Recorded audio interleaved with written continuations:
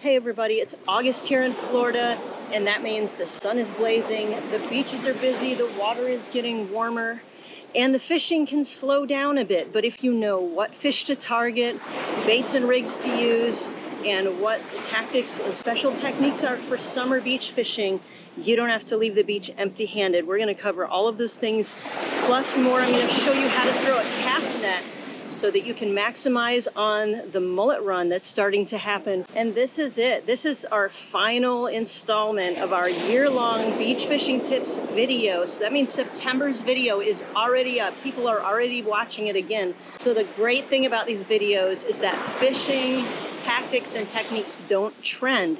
What's working this year is going to work in the years to follow, because fish follow the same feeding patterns and they follow the same migration patterns and everything, so that the video that's working this year is going to work next year. So go and check out all those other videos in our beach fishing tips series. And if you're new here, not only do I put out these monthly beach fishing tips videos, but I put out all kinds of other pro tips and fishing videos, even freshwater. We're starting to get into other kinds of fishing, so you want to make sure you subscribe so you're not going to miss any of these videos coming out. But for now, let's get into all these tips for the month of August. So I was practicing with the cast net, and we got a little whiting. I'm going to show you in this perspective how to use a cast net. So what I've done here, I put this little handle around my hand, and I've looped up about 1 foot loops, 1 foot loops, so that I'm holding this. I'm going to reach down, see where this changes here. The mesh changes, so I'm going to grab about there, transfer it to this hand. You got to make sure there's nothing tangled at all. So the biggest thing, it's not going to lay right if it's tangled. Like I see a tangle here, a little bit, yeah, right here. You're never going to get that full pancake with a tangle. So the next thing you're going to do is grab half of this, about halfway down, put it in your hand. Now you've got this, grab straight in front of that area, put it over your thumb, hold your thumb up. Now bring this over, you've got like 1/4 of it open. You should be able to get a nice good circular pancake with your cast net, throwing it this way. So you want to twist around to the back. That is how we throw a cast net in the surf. In the month of August, we're going to be mainly targeting jack crevalle, redfish, whiting, pompano, and if you are a shark fisherman, you can target sharks all day long this month. In August, we've got some opportunities to catch some certain fish that we don't catch a whole lot in other times of the year. The first of those is jack crevalle. And if you're connected with me on Facebook, you're going to recognize this picture. It's been my profile picture for quite a while. This was a really nice jack crevalle that I caught last year. Redfish are starting to show up again, because with all of these mullets starting to run in the surf, the redfish come out from the canals, they come out from the inlets and all the river systems. Now there's going to be more of them later in the year, like September, October, November. Check out this redfish that I caught on our underwater camera. So not only were we able to catch this keeper redfish, but we were able to see the feeding patterns as it swooped right in and just chomped down on that sand flea. In August, we're still catching solid whiting like we do every month of the year, but some of these whiting are really good size, and they're always so good to eat. If you've never had whiting before, this fish is common and it's very, very good to eat. So there's always going to be residential pompano, and those are kind of the smaller ones that are hanging around. But check these out. We've had some really nice keeper pompano in August, which, as I was looking back at my pictures and videos and stuff, I was actually kind of surprised at the number of pompano that we were still catching in August. And yes, it is shark season, so If you want to be targeting sharks and you have the equipment for it, make sure that you have your shark fishing license. Visit the FWC website and look up shark fishing, and you can take the course. It's about a 2-hour course, covers safe handling tips for sharks and also shark identification, because there's so many sharks that look very similar to each other. So I think this is a handy course. I think everyone who's beach fishing should take the shark fishing course. A lot of these sharks you're seeing in our pictures are ones that we caught on our pompano rigs. So you want to know how to handle them. You want to know how to identify them. We are catching more sharks. We're seeing more hookups, and we're seeing more half-eaten fish reeled in. So if you have a fish on the line this month, you want to make sure you're reeling it in really fast so that you're staying ahead of the tax man. I'm watching our line here that looks like it might be getting a hit. Oh, yeah, we are getting a hit. That's a good whiting. That is definitely a keeper. We have sand flea and palm candy fish scum on there. We'll be talking about sand fleas as we're talking about bait, because we have a lot of sand fleas here. But here's another tip. Before you cast it back out again, you want those legs locked in, and if it's too loose, you can push it in a bit. So I think it was tossed out in the middle, kind of mid-trough. Whiting are schooling fish, so we definitely want to get on that school while they're still in the area. Setting my drag to where it's, you want it to be able to pull a little bit, but still keep tension on the line. So if you do get one of those sharks, it's not gonna break your line. It'll just start pulling drag. Along with whiting and pompano and redfish and jack crevalle, here's some other fish that we were catching in August in the past. So we've caught some nice ladyfish. We've caught palometa, quite a few of them. And one rare catch for me was this threadfin herring, which people also call a glass nose. And that's because they have this really translucent part on the tip of their nose. You can see I kind of held it up to the sun here, and you can see right through it. And if you're in some good rocky structure areas, like here in Palm Coast, up in the Hammock Beach area, you've got some places where they have a lot of coquina rock. And there you're going to be able to pull in maybe pigfish, black margate. We've caught quite a few black margate, mangrove snapper. I don't have pictures of that, but I know that you're going to find them near those rocks, and pinfish. And near those rocky areas, if you have the right tackle, you might also be really getting into those redfish. And you might even catch one of these weird fish like this one. It's called a hairy blenny. You ever seen one of these? It's really creepy looking, and some people call it a rockfish. Leave a comment if you have another name for this fish. Now we're going to talk about what bait to use for beach fishing in August.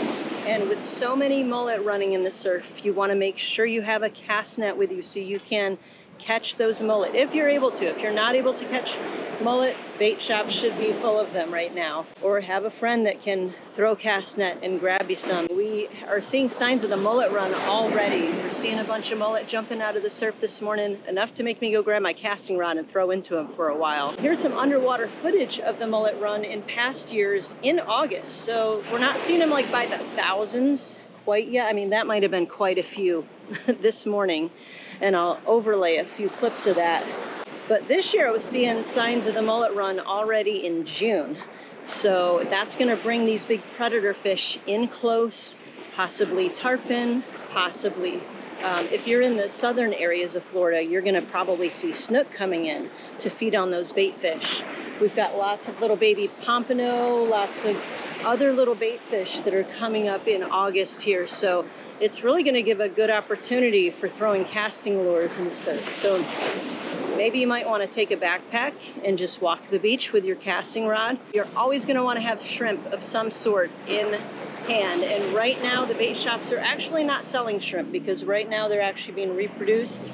So because of that, I've been super happy to have my salted shrimp that I make. I have a video that I'm going to put in the description, how to make your own salted shrimp and how to stop throwing your money away on shrimp, because you can take your leftover shrimp and salt them, and then you've got bait that you can take with you when you go fishing. And if you're there before the tackle shop opens, or like now, if the tackle shop is out of shrimp or they've sold out, then you've still got bait. And as I mentioned before, we've got all kinds of sand fleas on the beach. So I find one thing, either they're eating the sand fleas because they're here, or they're so sick of sand fleas because that's all they've been eating that they're like, can you please give me something other than a sand flea? And that's why they're biting on the salted shrimp so well, because all they've been feeding on is sand fleas, sand fleas, sand fleas. But typically these beach fish are kind of bougie. They're kind of picky and finicky. So you want to have lots of bait options with you. You want to have some shrimp. You want to have the sand fleas.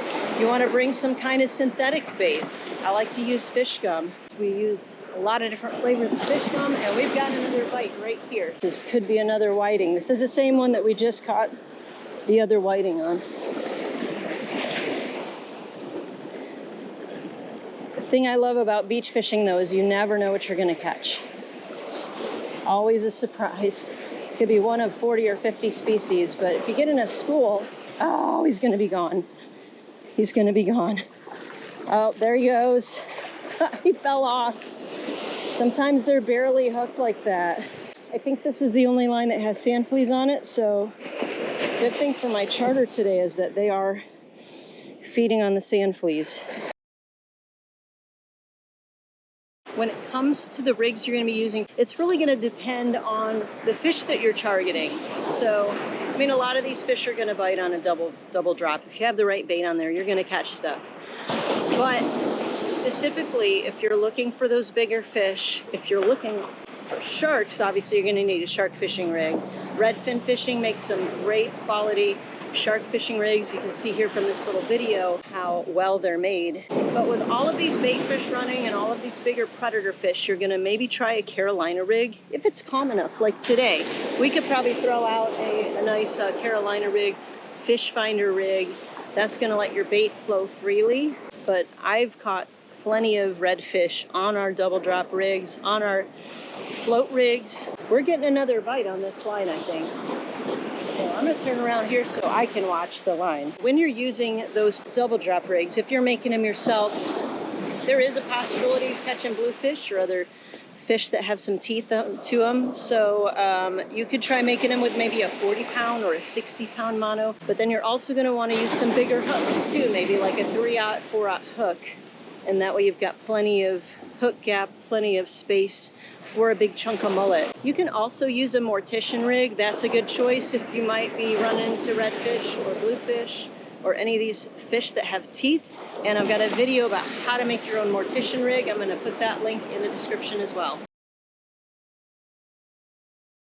So when it comes to weather and water temperatures are typically going to be warming up into the mid-80s in the month of August. Now lately we have been seeing a drop in the water temperature. So it got up into the 80s, like 83, 84, and now it's dropped back to like, it was 78 a couple weeks ago. Now it's back to like 81. So sometimes you get those thermoclines, you get fluctuations in the water temperatures. Now the schools of pompano won't be coming back here, but if there's any residential pompano that are like staying in the canals or they're staying out in deeper water, those might come closer to the beach where you can catch them if you get that drop in temperature like we've been seeing. But because of the intense heat, the intense sun in the month of August, you're definitely going to want to fish either early morning, like I came out here before the sun rose, or later in the evening. But what I find is late in the evening, there's still a lot of people at the beach. So you might have a hard time finding a parking spot close enough to get your cart out.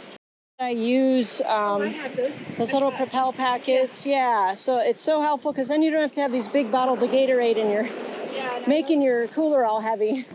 Yeah. I don't know if you've ever seen these, but like I'll use something like this. They're energy chews. I'll eat half of these about 20 minutes before I need to take my cart up that hill. Got it. Okay. Because I get so tired, like, and it's the sun wears you out, just all the walking on the sand really takes it out of you too after a while. But these will give you some pretty quick energy, so I just get these at Walmart. So it's just block? They're made by Clips, blocks. But Gatorade makes their own chews too, but like these energy chews, they're like really high in electrolytes. Runners use these. I used to run, and like if you're in a race, like, and you need that extra power to the end of the race, a lot of runners use these, but I'll use them if I need that energy at the end of the charter. So that's also another tip for you guys here on YouTube. Keep in mind right now we're also in the very beginnings of hurricane season. As these waters get warmer, as the Gulf of America waters get warmer, it's just going to be a breeding ground for tropical storms and for hurricanes. I like to watch Mike's weather page. He is very thorough in all of the storm systems, and then you can tune into your local meteorologist, of course, for your local weather, but you want to stay on top of that. And we have our afternoon thunderstorms pretty much every single day, so you don't want to be out here fishing with a thunderstorm going on and holding these, you know, poles in your hand, holding metal sand spikes. It's just not good. So don't be like me a couple years ago and get caught into that storm and get completely soaked. And it can be a really dangerous situation. So you want to stay safe. Make sure you know how long it takes you to pack up, so you have enough time to pack up and get everything in your car and get safely out of the storm before it starts dumping on you. So yesterday I was just out here filming August beach fishing tips, and I know you're watching this now, but just had a charter this morning, got cut short because, as you can see from these clouds and stuff behind me, from these pictures and videos I'm overlaying, we have a storm just a couple of miles away. Kind of came offshore, but we've got some rain coming our way. So there we got the thunder, but I've got my car all packed up and it's probably getting ready to dump rain, but I know how much time it takes to get everything packed up and get it in the car and get my clients safe before the rain comes and the storm hits. So you got to be aware of that. Make sure that you know how long it takes to pack everything up and get everything back to your car so that you're not caught in a storm. Well, that wraps up our August beach fishing tips video. I hope you found this information helpful. If you do, hit the like, hit the subscribe, and you don't want to miss any of these videos. But again, thank you so much for watching. Tight lines and God bless.